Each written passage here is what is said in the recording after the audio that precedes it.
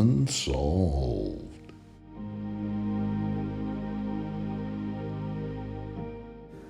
Zodiac Killer case, a big can of worms. It's November 18, 1978. The tape is running. Reverend Jim Jones is rambling into a microphone, dictating a suicide note on behalf of nearly 1,000 people. Death is all around him, in the air and on the ground. Death that he commanded. People are drinking grape Flavorade from a vat. It's laced with potassium cyanide. Before Jones, standing on a pavilion in front of his wailing congregation, shoots himself in the head. He issues a warning to a Deanna Myrtle. Instead of reading this article, I'm just going to summarize it. In 1974, Deanna Myrtle and her husband and children left the Jim Jones People's Temple cult because their daughter, Linda, was hit with a spanking board multiple times, and they feared what would happen to them. So they changed their names to Jeannie and Al Mills. The Mills family was subjected to scare tactics from Jones and his followers. Threatening notes were left on their doorstep. Jones' personal bodyguards stalked them. People's Temple members even set off a bomb in the Bank of America branch where the Mills kept a safe deposit box. Or at least the temple took credit for the bombing, and another note left on the Mills' front porch. "We saw you near the bank last night," the note read. "We know where you keep your belongings." Jeannie and Al fought back. They established the Human Freedom Center to help other ex-People's Temple members readjust to society and put political pressure on Jones through the Concerned Relatives organization. They also went on record in New West magazine expose of the abuses happening in the church. Their efforts led to the congressman doing a fact-finding mission to Guyana in 1978, which ultimately unleashed the Jonestown apocalypse after Ryan was killed by People's Temple members. Jones blamed Myrtle for Ryan's visit in what is now referred to as the death tape.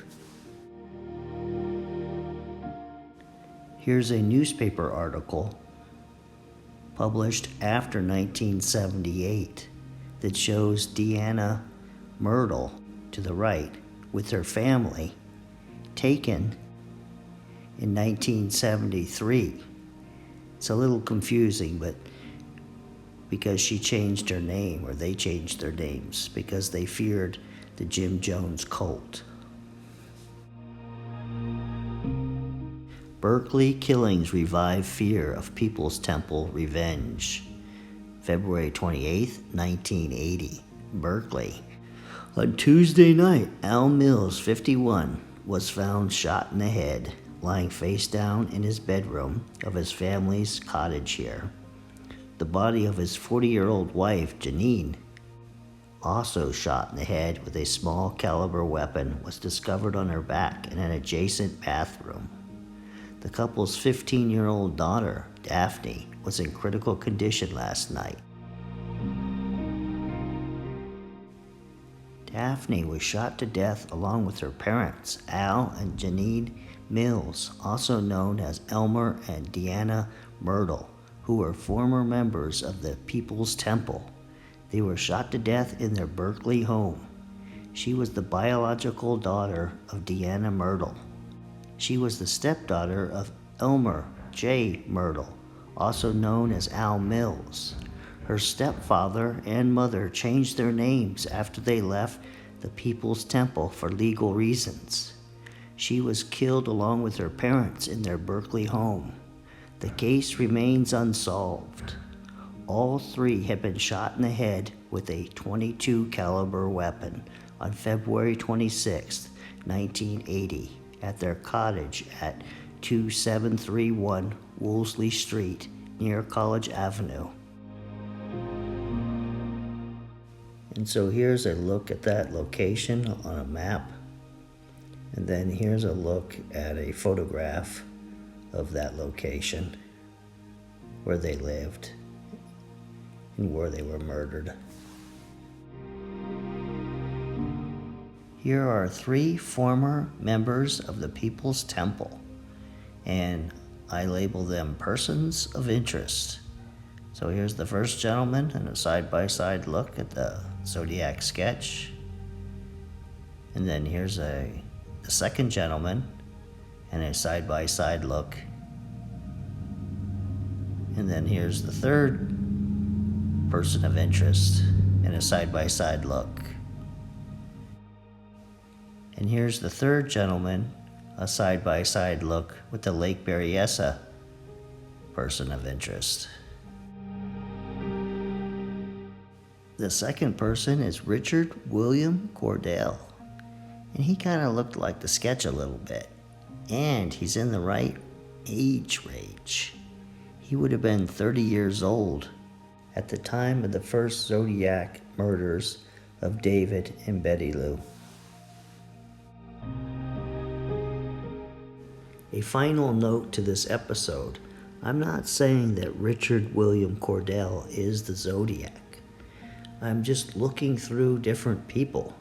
It's kind of like a witness to a crime goes down to the police station and is looking through photographs, and they're trying to identify the person. And they might point to somebody and think, well, that guy kind of looks like the person. That person is kind of in the right age. That's what I'm doing. I'm looking through different members of the People's Temple of Jim Jones' cult and seeing if anyone sticks out with the characteristics of the Zodiac Killer. And at first, when I looked at the People's Temple and Jim Jones, the dates didn't quite line up. Like Jim Jones' temple in San Francisco was like 1970, which would be too late for the Zodiac Killer. But after kind of learning more about this, the dates do kind of line up, because Jim Jones was moving people with buses from San Francisco up to Redwood Valley in the first few years that he was there. And then he started busing people all over Northern California. He even kind of moved into Los Angeles. So the dates kind of fit. And then like the Zodiac Killer ending his letters in 1974, that would be around the time that they were starting to move to Guyana. And 1978, that last letter by the Zodiac Killer, if you believe that's his last letter, would line up with the massacre, because it took place in November of 1978. So it would be kind of ironic if the Zodiac Killer was poisoned and died in November of 1978.